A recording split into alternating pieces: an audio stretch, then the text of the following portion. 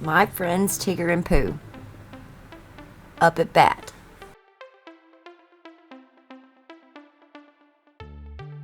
Piglet climbed into his warm, cozy bed. He pulled the covers up and placed his head on his soft pillow. He curled onto his right side. As Piglet started to close his eyes, he saw the big round moon shining high up in the sky. What a nice, friendly light the moon makes, thought Piglet, yawning. Much more friendly than those other two lights. Piglet's eyes snapped wide open. He quickly sat up. "Oh, dear, those aren't lights," said Piglet. "Those are eyes, and they're staring right at me. What do I do? Whoever you are, go away, please." Piglet tried yelling, but he was so scared, his voice came out as a whisper. Piglet thought about getting the Super Sleuths, but to get to the Sleuther's siren, he had to go outside, right past whoever had those big, shiny eyes. It looks like a koala bat, but I don't think koala bats exist. Piglet had no choice but to be brave. He grabbed a broom and tiptoed outside. The eyes belonged to an animal Piglet had never seen before. "Excuse me," said Piglet, but, if I may ask, who are you?" "Oh, I'm Batlet. I'm a bat," answered the animal. A bat? Piglet didn't know anything about bats. He stood his tallest, took a deep breath, and said, "If it's not too much trouble, could I ask you to go to sleep?" "I can't do that," said Batlet. "I can't sleep yet." "I can't sleep now either," said Piglet, backing up. He was done being brave. "Pardon me for running off like this," he called to Batlet. "I'm just going to get the Super Sleuths." Poor Piglet's terrified. He's out there talking to a koala bat. I've never seen a koala bat either. When Darby, Buster, Tigger, and Pooh heard the Sleuther siren, they all met at the changing tree. "What time of night is it?" "Pooh is hugging his pillow. He literally brought it with him."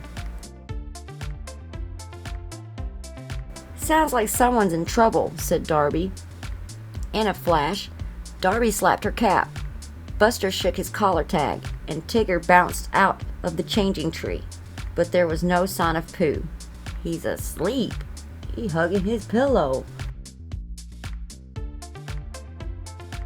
Loud snores came out of the changing tree. Either that's a sleeping willow tree or there's a snorifying Pooh inside it, said Tigger. He bounced back into the tree and came out with a very sleepy Pooh. "Now we're ready to say the Super Sleuth oath," said Darby. Pooh is not ready. Pooh wants to go to sleep. I think you guys can do this without Pooh this time, right? Because he's not going to help. He's sleeping. The finder flag showed Piglet's house. The Super Sleuths rode off on their Sleuther scooters. A very nervous Piglet was waiting for them. "Thank goodness you're here," he said. "I've got a bat that won't go to sleep, and that means I can't sleep either." "A bat?" said Tigger. "Those can be awfully noisy when they're hitting balls. No wonder you can't snoozle with a bat around." "No, Tigger," said Piglet. "Not a baseball bat. An animal called a bat. Batlet, in fact." Piglet pointed to Batlet in the tree. "Ooh," said Tigger. "He's a cute little feller, isn't he?" "I suppose he is," said Piglet, "but I can't sleep if he's outside my window and awake. He's just a little koala bat. I don't understand, Piglet. He's cute."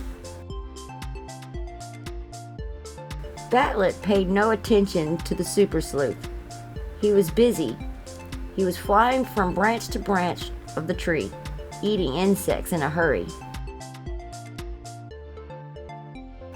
"You there," said Tigger, waving his arms at Batlet. "Attention, please. Could you please stop having your midnight snack and get to Betty Bye-Bye so Piglet can get some shut-eye?" What? Pooh yawned, "And the Super Sleuths too," he added. Batlet stopped eating insects long enough to look at everyone. "I'm sorry, but I can't sleep yet," he said. Then he followed an insect to a higher branch of the tree. "Sounds like he could use some help to fall asleep," said Darby. "Sometimes when I can't fall asleep, I count sheep," said Darby. "Sheep," said Pooh. "I don't believe I've seen any sheep in the 100-acre woods lately." "Not real sheep, Pooh," said Darby. "I just imagine them and start counting one at a time." "I see," said Pooh. "It's like me imagining I have 1 honey pot, 2 honey pot, 3 honey pot. "Hey, Batilito," shouted Tigger. "Why not try counting insects? 1, 2, 3. And with each number Tigger counted out, Batlet snapped up another insect. "That's not working," said Darby. "I sometimes have a glass of warm milk when I can't sleep," offered Piglet. The mention of milk woke Pooh right up. "A spoonful of honey makes warm milk taste even better," he said. Piglet ran inside and came back with warm milk with honey. Tigger held the mug up and waved it at Batlet. "This should help you sleep," he said. "Come and get it." "I told you I can't sleep yet," said Batlet, still chasing insects. "Well, you're not even trying," said Tigger. "Don't worry, Tigger," said Pooh. "I'll help you." And he drank the mug full of warm milk and honey in one big gulp.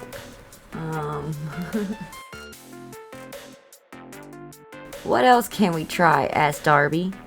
"Now's the time to think. Can you help the Super Sleuths think about what they should do next?"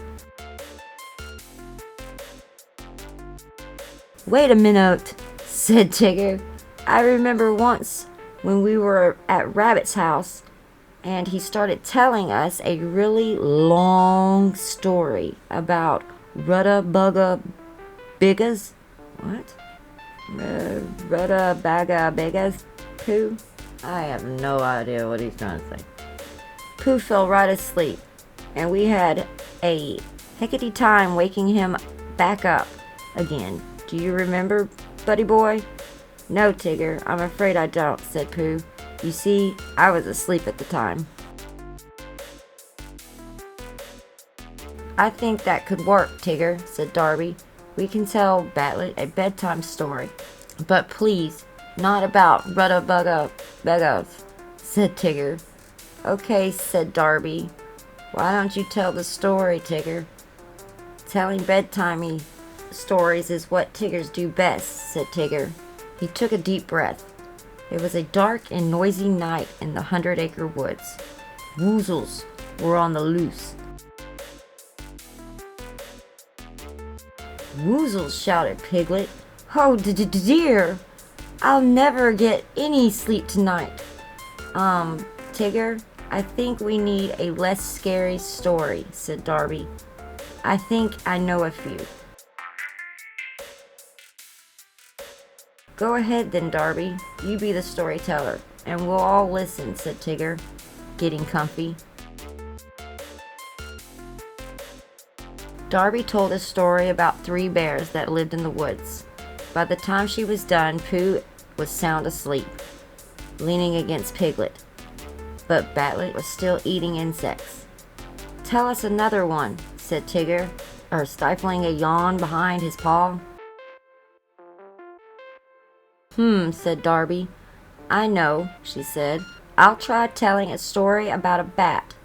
And she began to make up a story about a bat that was very sleepy after a long day of playing with his friends. Batlet stopped to listen, and by the time Darby was done, Piglet was asleep. Darby stretched her arms overhead and yawned. "Look it," said Tigger. "That last story put the moon to sleep, and now the sun is up. We've been up all nighty night." Up in the tree, Batlet yawned. Down on the ground, Darby and Tigger looked at him. They woke up Pooh, Piglet, and Buster and pointed to Batlet. "Now I can sleep," said Batlet. He swung himself upside down and folded his wings over his body. Darby smacked her forehead. "I get it," she said. "Batlet can't sleep all night because he's a nocturnal animal."